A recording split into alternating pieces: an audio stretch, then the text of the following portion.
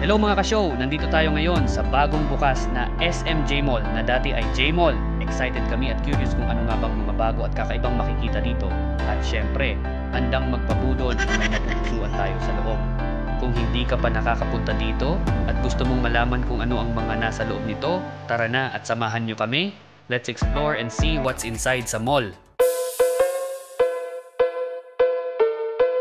Mga ka-show, nandito tayo ngayon sa upper ground floor at kadalasan dito ay puro kainan at groceryhan.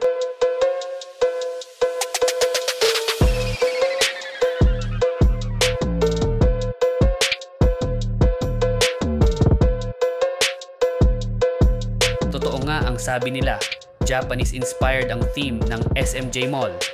Sa paligid, mapapansin mo agad ang mga cartoon drawings na parang nasa mundo ka ng anime.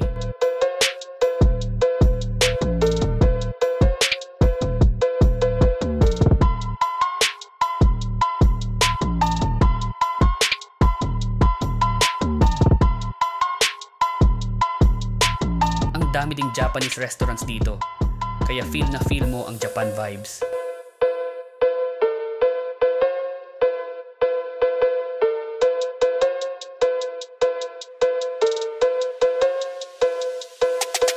Ayan, pumasok kami sa fully booked kahit alam naming fully booked na. Hahay, eto na mga ka-show, nabudol na tayo. Eto na naman tayo sa siguradong budol. Tiyak isang oras na naman ang makokonsume natin dito.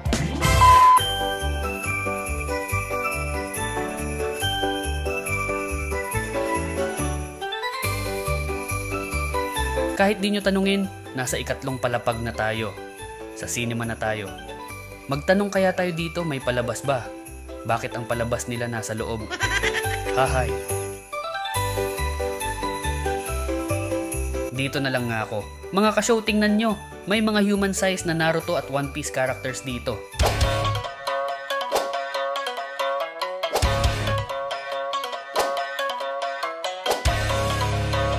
Teka, eto. Hindi ko alam kung anong anime ito o kung sinong character to. Parang pang Adonis Bar ang datingan. Dami kong problema, dumagdag ka pa.